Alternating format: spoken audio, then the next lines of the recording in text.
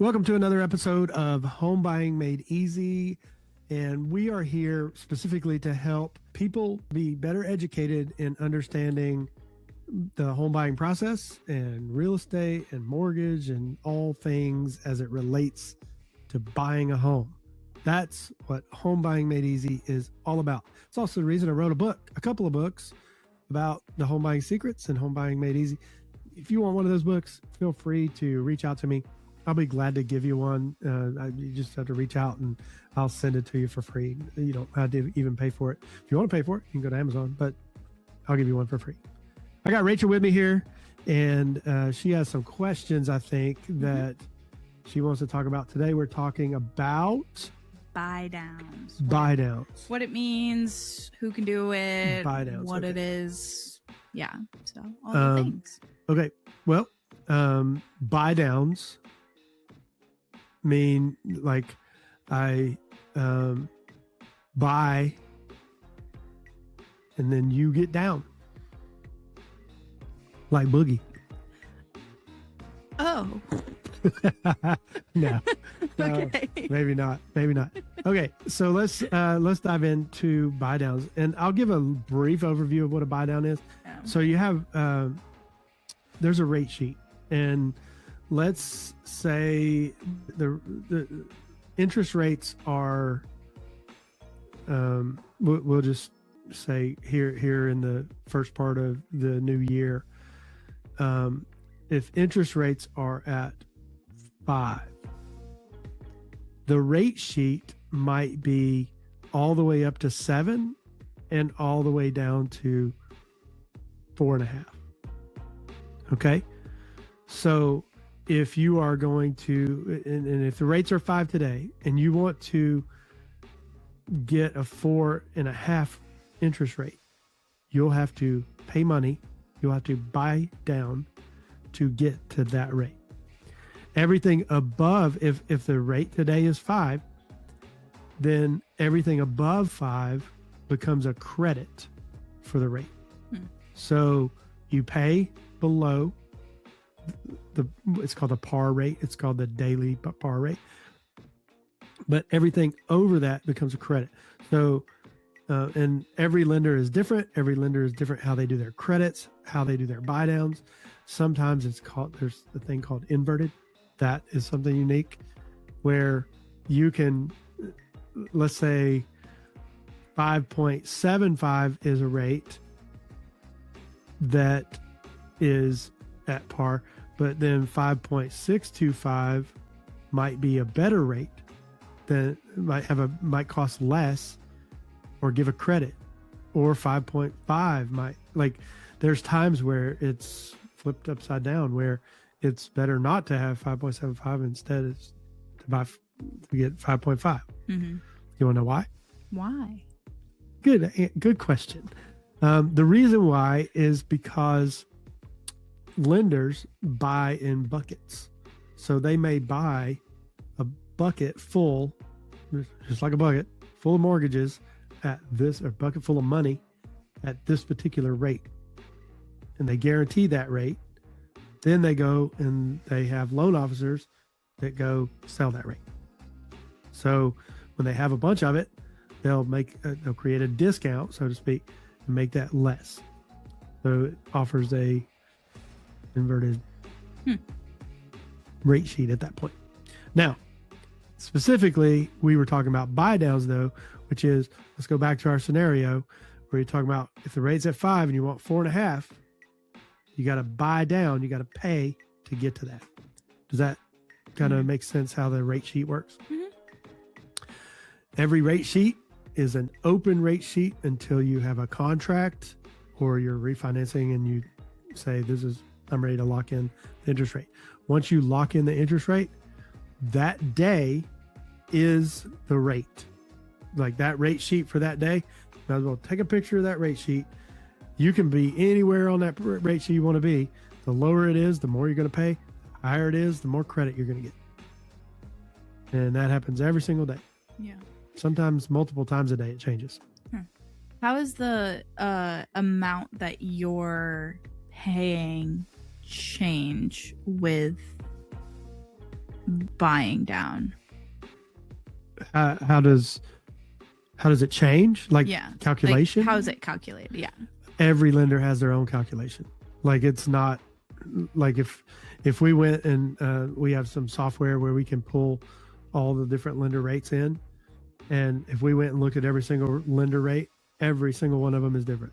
150 of them, all different. They all calculate. Yeah. They have what they call like buyers and sellers. It's called secondary. So they buy those rates and then they sell them on the mortgage market. Okay. On the bond market. Yeah. Who can pay for the buy downs? Is it like lender, seller, buyer? Sometimes the lender has lender credits that can help with that. Sometimes the seller, like if you're doing seller credits, you're negotiating a contract and you have a seller that is willing to help out with some of the closing costs. They could pay for that. The buyer can certainly pay for it. Yeah. So Anybody? really not anybody, but yes. Yeah. Anybody Buyer. in the Anybody in the transaction, buyer, yeah. seller. So there's a term that is temporary versus permanent buy down. What's the difference between those two, and when is it better to use one versus the other? Is anybody able to use that? Most anybody can do that. Not all lenders do those, but you could do a temporary buy down or a permanent buy down. A permanent buy down means, let's go back and say the rate is 5 and you want 4.75 permanently. Like you want you're getting a 30-year mortgage and you want a 4.75 for 30 years. First of all, not very many people stay 30 years in their house. But if you wanted a permanent 4.75, then you would do a permanent buy down, which is likely going to cost more. A temporary buy down, there's two versions of the temporary buy down. There is a buyer paid temporary buy down, but the buyer, when they do that, they set aside that amount of money, and that it's called a temporary buy down. They can use part of that money and they temporarily buy that down. So let's say there's two different versions of that. I told you about the buyer one. There's a seller one too. We'll talk about that one in just a second. But if a buyer chooses to do a temporary buy down and they choose to pay for it, now let's say they had a 5% interest rate, but for the first year they wanted to do what's called a 1-0 buy down. It's a temporary buy down. It's a 1 year, 1 point buy down. So just like it sounds, it's instead of being 5% for the first year, it's 4%. After that first year, it goes back up to 5%. There's also a 1-1 buy down. Okay. A 1-1 buy down is 1 point for 2 years. So it's 1 point, 1 point. And so you got 4, then it goes to 5. So the first 2 years are 4, then it goes to 5. Yeah. Now, let's flip over to the other side. The seller can pay for that, and I'll tell you the reason why the difference. The same temporary buy down happens. Same numbers work. You can do 1-0, 1-1, 2-1. We'll talk about that in a minute. But when a seller pays for it, if the buyer ever refinances or sells their house during that period when the rate is lower, the seller's funds that were used, part of those funds actually go back toward the principal if they refinance or something like that. So it's very advantageous for a seller to pay for that. So to negotiate that in closing costs, that would be a better choice in that situation, because if the seller's paying for it, you can recoup part of that money if you ever refinance. If you do it as a buyer, you cannot recoup that money. Right. Okay. And you said you were mentioning 1-1 and 1-0, right? There's also 2-1, which I hear you talk about a lot on the phone or like in normal everyday conversations that I just overhear. What is a 2-to-1, and just explain that a little bit. Yep. There's actually, I'll talk about two more. There's a 2-1 buy down and a 3-2-1 buy down. Okay. So imagine this. You got a 5% rate and you're going to do a 2-1 buy down. Now your first year is 2 points down. Okay. So your first year is 3%. Your second year is 4%. Then your third year through the rest of the loan is 5%. That's a 2-1 buy down. A 3-2-1 buy down is 2% the first year, 3% the second year, 4% the third year, and then years 4 through 30 would be at the 5%. So they're usually expensive. Like it costs a lot of money to do a 3-2-1 buy down. They're really not practical most of the time, but there are people that do them at times. Okay. And are buy downs always a good idea? Or are there moments when it's not a good idea? That is the question of the hour right there, because this is all personal preference. Sometimes people are trying to ease in to their new mortgage payment because maybe they came from a renting situation where their rent was at one level and their mortgage is going to be at a higher level. So they want to ease into it. That might be a good reason to do it. If rates are high and there's a prediction, it's just a prediction, nobody knows, but let's say over the past few years, rates have been higher. We saw rates up in the upper 6s and even 7s. When we saw that kind of thing, people were looking at possibly doing temporary buy downs because they knew eventually rates will come back down. Nobody knows when they're going to come back down. So you have to be careful because you don't want to overcommit yourself. And then all of a sudden you're in a temporary buy down situation. You can't refinance immediately. And then it jumps up to that new interest, that regular interest rate, and you're paying a lot more. So you have to be careful about that. I don't always advise people to get into that situation if they're, worried about, I'm going to have this higher payment in the future.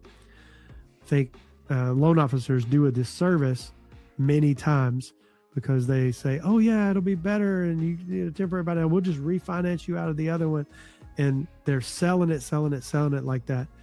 And sometimes I think they might be putting their clients in a bad situation in the future, especially if what if something unforeseen happens to the family where their credit gets affected?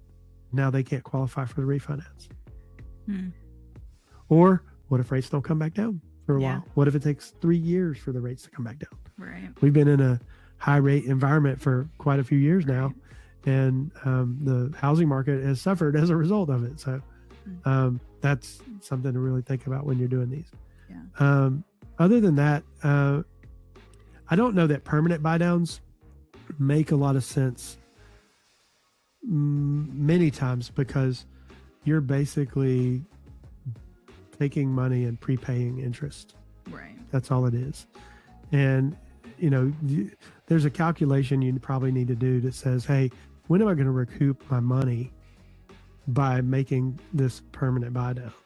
Some people are just so worried about the rate and the having a pretty rate. I think sometimes you need to weigh out what's the calculated cost of trying to get a lower rate. The last question I have is, in what market conditions do buyouts or buy downs make the most sense? Are there any market conditions that you can think of off the top of your head? Yeah. So I would say what we talked about, a high rate environment where houses are starting to sit more and sellers are getting nervous about sitting on the house for a long time. That might be a good option for buyers to come in and potentially get a lower rate through a temporary buy down or a permanent if they really wanted to do that. Right. Again, you need to talk with a seasoned loan officer that really understands the ins and outs of buy downs to know if it's going to be a good fit and do the calculations to make sure that, you're going to be able to recoup your costs. Right. If you're looking and saying, oh, I'm just going to live here for a couple of years, it might not be the best choice because you're just basically throwing money down the drain. Right. Yeah. Well, that's all the questions of buydowns I have for today for this episode. Gotcha. Well, this is another episode of Home Buying Made Easy. I'm Michael, and you are Rachel. And we'll see you next time on Home Buying Made Easy.